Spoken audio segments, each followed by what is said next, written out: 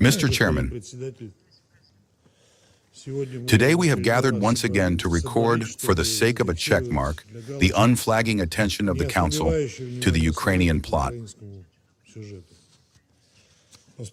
Permanent Representative Melnik has surely prepared another proverb in the Russian language bordering on obscenity. I will give one free piece of advice. When you use Russian proverbs, learn the words from the original source. Otherwise, quotes from Russian folklore do not always turn out to be accurate. Mr. Chairman, we see no signals from Kiev of a readiness to substantively advance in the matter of a settlement. The negotiation process is at a standstill. Zelensky should give the order to cease fire, withdraw the Ukrainian armed forces from Russian regions, including from the Donbass, and move to discussing the concrete parameters of a truly comprehensive, just, and sustainable peace. Until he realizes this, the armed forces of the Russian Federation will continue to achieve the goals of the special military operation. It is obvious that European countries actively support Zelensky in this stubbornness. We have repeatedly said that in London and Brussels, only one task has been set: to ensure the continuation of the conflict with Ukraine, to drag it out as long as possible, to inflict as much damage on Russia as possible. The Europeans have no plan B, and talk that Kaja Kallas could become a mediator in negotiations between Russia and Ukraine can be called nothing other than a mockery. This Euro diplomat has no concept of diplomacy. And besides, we did not ask anyone for mediators, let alone European ones. Through its own fault, the United Nations is in a completely helpless state.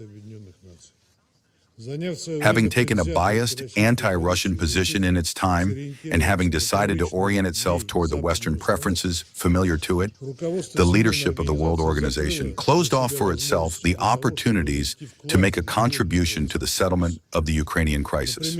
For example, for 4 years now, we have been asking the UN Secretary General to provide assistance in obtaining the list of victims of the staging in Bucha. In essence, he and his subordinates, without any investigation whatsoever, laid all the responsibility on Russia. We are talking not just about an incident, but about a deliberate falsification which its ringleaders used to disrupt the peace negotiations in 2022. On May 1st, Russian Foreign Minister Lavrov sent another letter to Secretary General Guterres in which 12 clear questions are formulated. We are waiting for equally clear answers to them, and not the formal brush-offs that we have repeatedly seen before. The administration of the U.S. president is trying to help. Donald Trump, by all appearances, sincerely strives for a settlement, but Washington also has many other priority tasks. We are grateful for the support of the initiative of President Putin to declare a ceasefire on May 8th and 9th for the time of Victory Day, which is sacred for all peoples of the former Soviet Union. Many Russian citizens managed to celebrate this great holiday peacefully. It was also gratifying to see Ukrainians who on this day brought flowers to the monuments of the warrior liberators. And no blasphemous clownery by Zelensky around the victory parade, nor the glorification of Nazis and collaborators, nor the destruction of monuments stopped these brave people. Mr. Chairman, the Kiev regime does not stop for a single second its terrorist attacks against the civilian population, specifically against the civilian population and not military objectives, using all available means of weaponry supplied to it by its Western sponsors, who have thus become accomplices in the deaths of peaceful people. Thus, in April, more than 100 civilians were killed and 667 people were wounded by Ukrainian militants. Last week, the Ukrainian armed forces carried out a massive terrorist attack against civilian objects in the Ryazan region, and over the weekend, against Moscow. From May 9th to 11th, the Ukrainian armed forces violated the ceasefire over 30,000 times.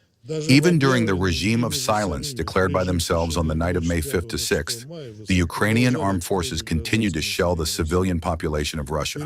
In the period from May 5th to 11th, 25 peaceful citizens died, including 1 child, and 209 people were injured, including 14 children. The majority of the Security Council members do not know or will deliberately not speak about these facts. Instead, they will once again play along with Kiev in order to lay all the blame on Russia. According to information from the Ministry of Defense of Russia, from May 12 to 15, the armed forces of our country delivered a massive and two-group strikes with long-range, high-precision weapons, including Kinzhal hypersonic missiles.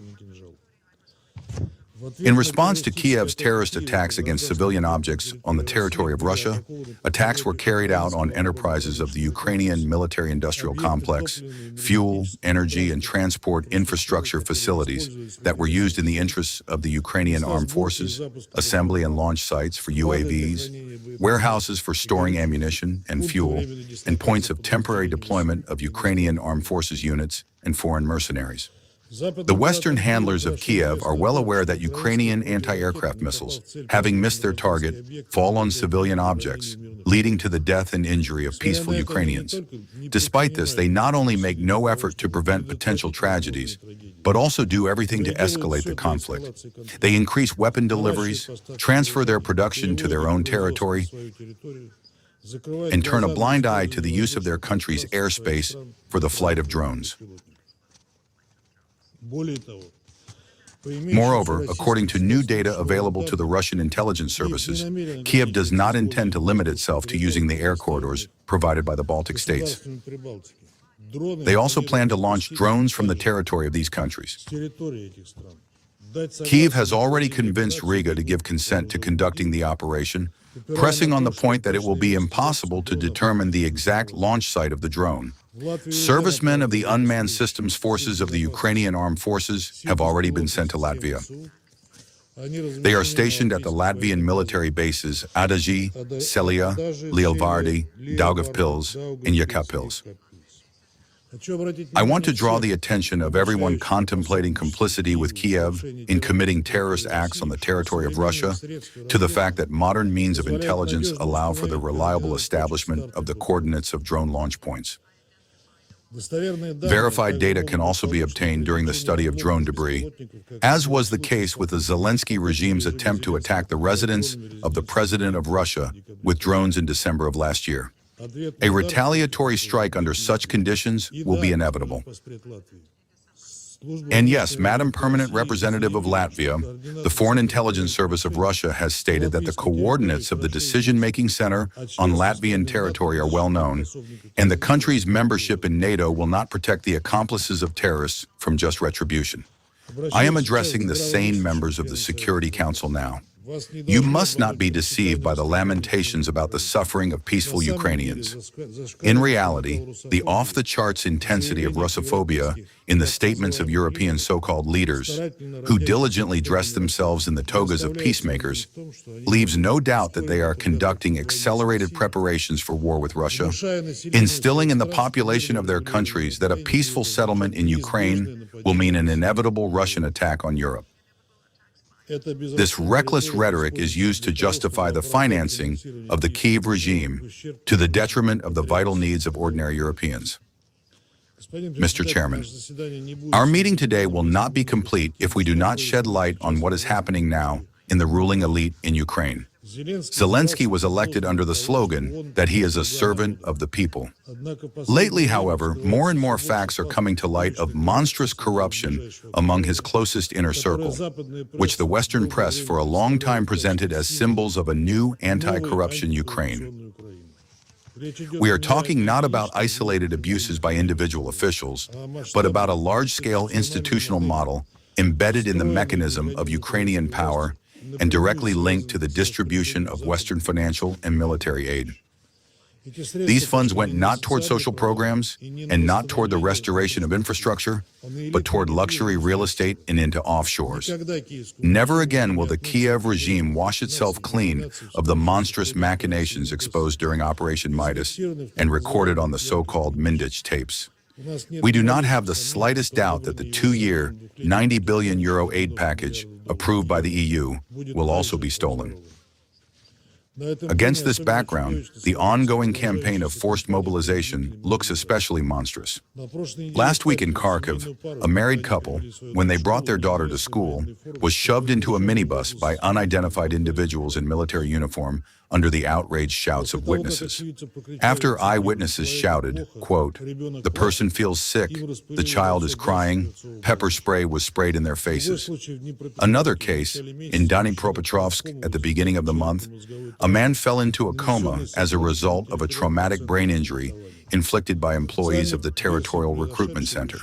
The official version of what happened is that the man fell and hit his head himself.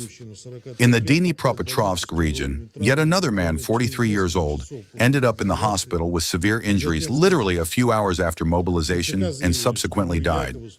The TRC stated that he allegedly had an epileptic seizure. However, he had never suffered from epilepsy. In Odessa, a gang consisting of TRC and police employees was operating, which made a living from extortion and beatings of those liable for military service. All this eloquently shows that in Ukraine, there are neither servants of the people nor beacons of democracy.